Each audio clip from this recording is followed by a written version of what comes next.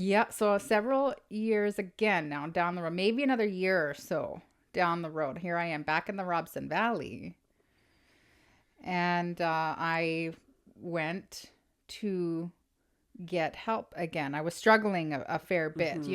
you move through life somehow doing this, and Mm-hmm. uh then again it's like, no, I need something. I need a You little bit almost have of to get extra to help here. a desperate point Yep. because you would have tried everything on your own pretty much to You manage. know what, I think back on the timeline on how this went, and I actually, it's very clear to me now, the age I am, looking back on what was Mm-hmm. happening and why I was going through a lot of anger. I Okay. was struggling with a lot of anger. I was at this point where it was like, Mm-hmm. outbursts, Mm-hmm. okay? And I knew that something was wrong, and I was like, this doesn't seem like me, Mm-hmm. you know? I'm not passive by any means, but I like to be chill Mm-hmm. and relaxed for the Yeah, most that's part, right. Um, so Mm. something was not right. So here I go again. Um, this woman I knew, but not well, but I knew Yeah. who she was, and she definitely knew who my mom was. Okay. And I remember immediately, her office was quite a bit more, it was a nice setting, like it was like dimmer lights, more Mm-hmm. Mm-hmm. relaxing, but also still a bit too A sterile bit clinical. feeling. Yeah. Yeah, just kind of felt. And then, so always start with the same questions, right? Like, Okay. it's always the same. Like, yes, I get that you want to have like this like history, and I do think that some of those, the way those can be addressed, can be more tactful than they Right. are. Like, Yeah. it feels like going through this like list. So anyways, we go through that first, and I remember actually feeling like I really needed help again, and going through this first meeting, all we did was talk about just like, who are your parents? Like, she really wanted to get this background. Working it out. Meanwhile, I was just like, I'm somewhere else. I'm just like, I Right. need like Yeah. to, You need a when's our life. next meeting, You right? you Like, need a lifeline. yeah, I'm like, Yeah. when's my next meeting? And it wasn't till another week or so. And I'm like, oh my gosh, like, here Yeah. we go again. So, but I do remember this awkwardness from her that was Mm-hmm. so hard to, like, it made it hard for me to want to Mm-hmm. share, because she was being awkward. And I think it actually had to do because she knew who my mom was, and she Okay. knew who I was. And then, Mm-hmm. so I had to, we discussed about how the relationship has to stay, you know, how do, I don't Yes. know how you guys put that, but there's got to Yeah. be this like Yeah. almost like terms of the way the relationship has to proceed Okay. afterwards, like after, when you run into each other in public or something, Yes. like it can't, and there's like no hugs, or there's no, it's very not personal in any way, right? It Mm-hmm. doesn't become like a personable, so Mm-hmm. you have to keep this. And that's the thing about Western focused way of Okay. healing, is Mm-hmm. like hitting the mark big time, is by this. And yes, I get there needs to be boundaries, I understand that too, Mm-hmm. but this lack of like affection. Yeah. I mean, I'm not saying I'd that like to term speak like, to that because I'm yeah. fresh out of that training. Right. I'm fresh out of that. Yeah. So there's a lot of informed consent, but you go over confidentiality agreements. Yes. Yeah. So that, and it was complicated for me being in a rural community Yeah. because, like that lady, I'm going to know everybody. Yeah. But you go over scenarios Yeah. with the client, and yeah, they're kind of awkward. So Do you you say, really? Do you really go over? I do. You're like, I do. so. So this is what I do. Okay. Good or bad, this is what happens. Yeah. So we're going to be in line together at the grocery store next week, and we have Yes. talked about this. Yes. How do you want that to go? Right. What do you want? Are we going to like You asked them that. pretend? Yeah, no, we Right. go over this. Oh, cool. Well, that We part's do a good. little practice, and Yeah. we say, okay, I'm going to see you. I said we could like return to our whatever, and we could be like, we barely know each other. If you want to Right. say hi to me, you can. Right. Or we could carry on. I said, if I, say, hey, how are you? I don't mean I'm checking in from our last session or Right. whatever. We can, Yeah. and we go over how to play that out, Yeah. hopefully in a way that's really good for Yeah. the client. In my experience so far, I've had times where someone has wanted to be one of my clients, and those boundaries got blurred so fast it made my head spin. And I was in an ethical dilemma before I Right. had even realized what went down. Mm-hmm. Fortunately, I was under strict supervision because I was still in training. Yeah. was able to call my supervisor, was able to call in, the choppers and get everything sorted out. Right. Because there wasn't this real, and it wasn't all my bad setup. It was, a lot of things coming from the client direction too, that I just didn't have wind of. Right. So we do go over that. But then when you think of a therapeutic relationship, and you'll go into this when we get more to your story, where you say, okay, what did work for you? It's very natural to have a healing process comes through relationships. Our nervous systems are designed for that. And what you're describing is your nervous system was not right when there was this is my professional relationship with you, and not the other. And so it created, I think, awkwardness. It did. And you didn't want to be open. And there was this kind of, and I don't know what the solution is for that, but I mean, thanks for speaking to that a little bit. And I absolutely also agree that yes, there needs to be boundaries. However, when it's in this like way where it feels like very sterile, that and unnatural. It's difficult. It's like how they are in public schools. Like, yes, you're not supposed to hug the kids, but when they are doing these drills and the child's nervous system is shot, they probably need to be held. They need that. So not that I needed a hug, but I did need a little bit more. I think I only did 2 sessions. Okay. And that was it. And why did you stop 3. Going? Is that because it was just too... Yeah, it was weird? rigid. Yeah, it felt too rigid. And then I do remember when I ran into her at the grocery store. So it was like, that's totally what happens, right? Yeah, and then it was just this super awkward on her end. And I was like, hi. And she's like hiding behind the kind of. And then just was like, it was like awkward. Sorry, my hip. Okay. And then, so it just wasn't working out, And I was like, and because she knew...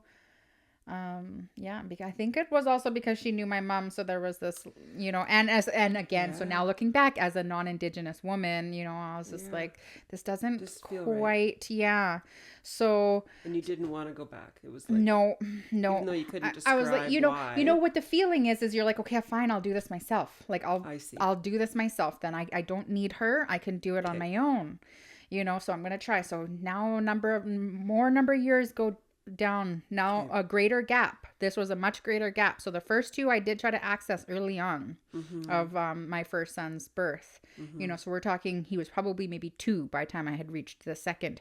Now, fast forward another 4 years, I think. Okay. So now we're at 6 years have gone by. Do you have your second son at that point? I was pregnant. You were pregnant. Okay. And I started to experience like really awful like prepartum depression. I was getting depressed. By the time he was 7 months along, I had to go on antidepressants. So this was the second time that I had access, and I made sure I had a really good midwife and so we talked about a plan, right? Because I don't think you can take antidepressants early on in a pregnancy, but later on after their face has developed, then you can. And so I needed it. I was like, once again, Orion was the only thing, so my son was the only thing, the one that was out of my body was the only thing that was keeping me going. I used to go walk in the woods with him, and I would it was so hard. It was so hard to do that. So again, I went to access a counselor. I'd heard of a woman. I can talk about this now. Yeah. But moving on to the next one. Yeah. So, she was a bit better. I'll tell you a few things. But then I felt like the relationship deteriorated in a few ways. And now looking back on it from my perspective, now I've done a lot of decolonizing the way I think. I want to think the way my ancestors think. I don't want to think the way your ancestors think, right? So I've done a lot of this. Now looking back, I believe I was being incredibly tokenized by her. Okay, now, so explain that term. I just found myself explaining that to my husband, who's Métis, because I'm like, Yeah. he's using you. He's doing that tokenizing thing with you, Yeah. like you're his Yeah. token Yeah. Indigenous You're friend. his trophy. Yeah. Yeah. Yeah.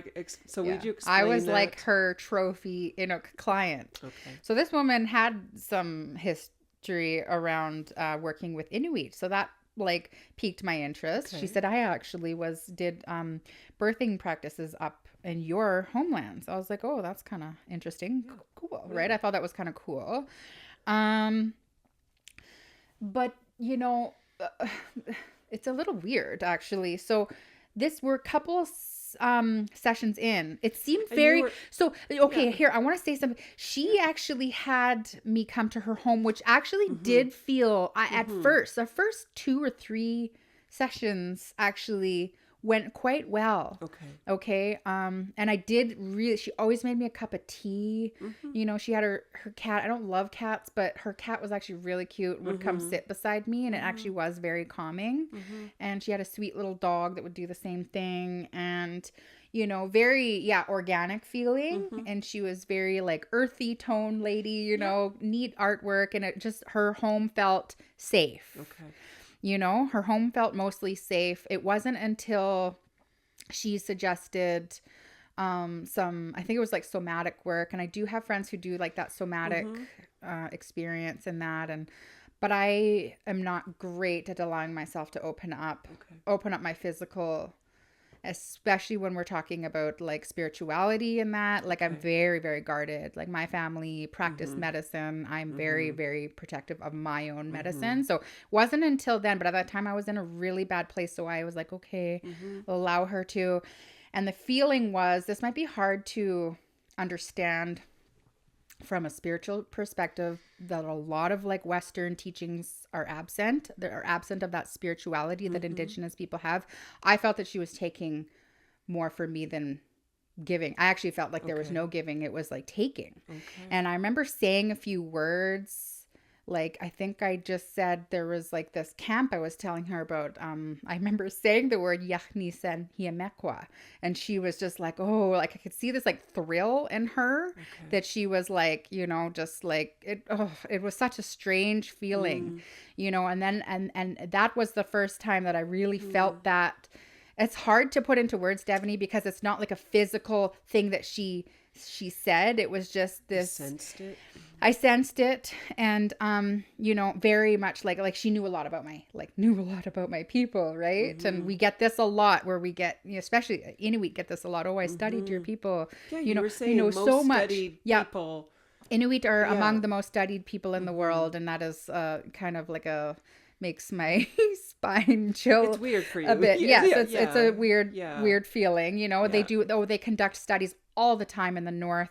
They wondered for decades and decades. They wondered, how did Inuit manage to survive only eating meat? I don't remember what the term was. That it was like the Inuit paradox or whatever it was called. And for decades scientists wondered how we survived. And I said, you guys just didn't even ask us.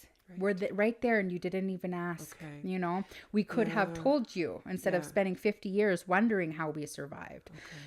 So going back to her, she was very like educated on Inuvialuit, especially around Inuvialuit women birthing practices and that. But educated around that. Well, I mean, she was telling me that she was telling me that, how much she knew, right? So again, at this time, I was still only several years. It wasn't until later on into Orion's childhood that it was after my second was born that it really hit me. The work that I've been doing deeply within the last 6 or 7 years has been the most profound work that I've done at healing, and addressing intergenerational trauma. So, and then I think there was some of that rage coming out. So I was sharing that with her in one session.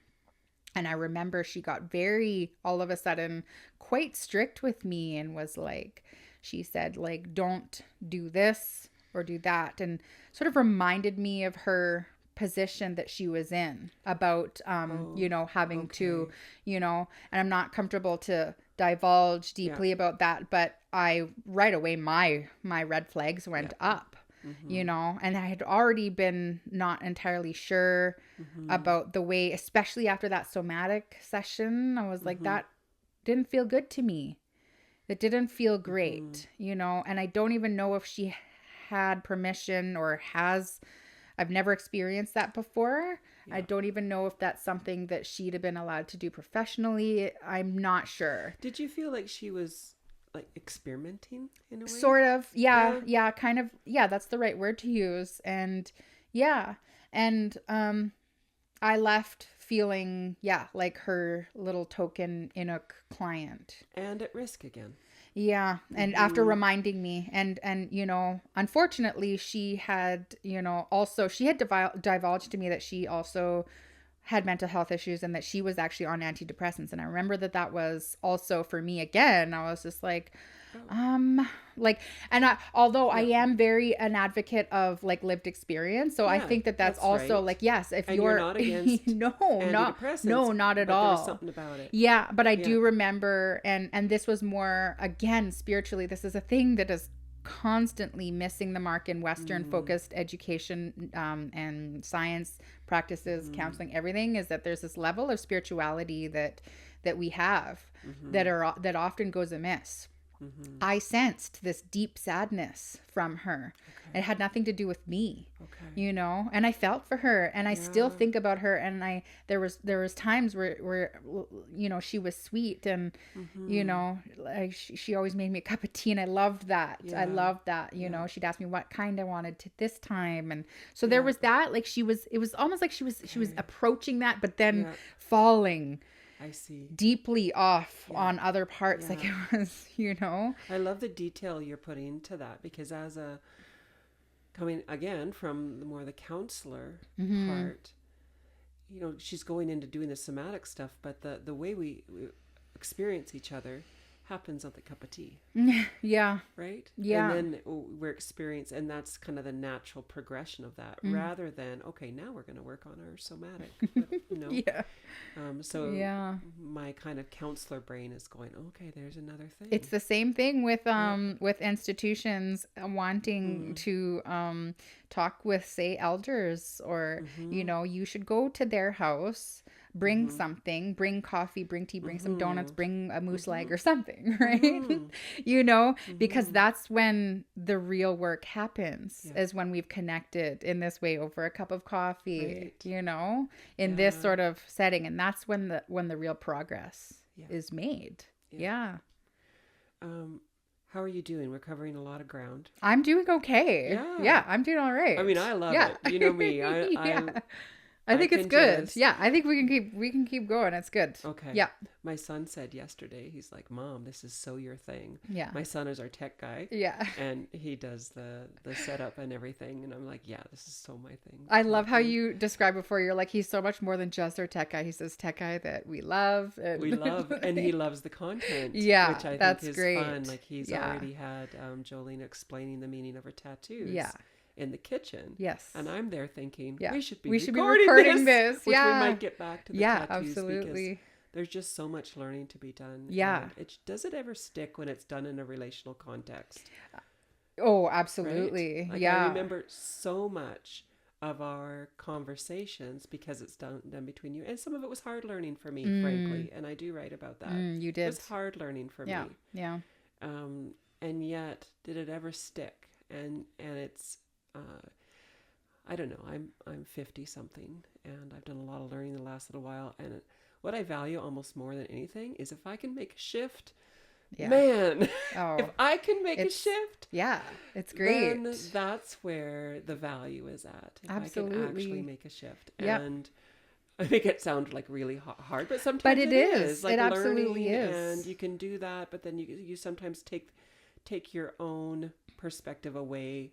And now you're a little more learned, but you haven't been changed by anything. And that's, of course, the danger of a lot of academia. It is. And, you know, it's an uncomfortable thing to have to go through that. I mean, we do that all the time as well. I have to go back and reassess what I thought once before. You know, I took Indigenous land stewardship last year, going in with all these, you know, ideas and thoughts that I had that were a bit rigid. And then I, you know... I actually ended up writing papers that were Yeah. advocating for the opposite of what I initially, Okay. because I learned so Yeah. much, Yeah. so it's a challenge, but that's how we Yeah. grow.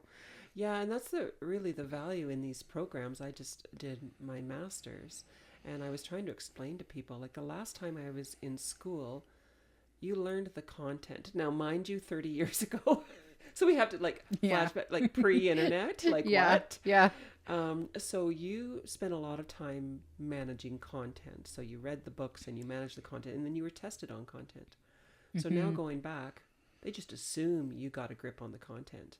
And now how do you put it together, and how does it impact you? I think that's a really good program to be in when you're actually taking, say, for example, my cross-cultural class. Yeah. And now I need to go find somebody. And I find Jolene. And now I need to integrate it into solid clinical theory. And that's my integrated paper. And then we went into, okay, why is culture treatment?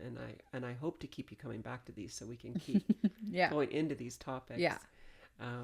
And fit in tattoos and a couple of all of things. it. On all because of it. It all matters. It does all matter. Yeah. And so as much as you can stand, we'll keep doing it. That sounds good. Yeah.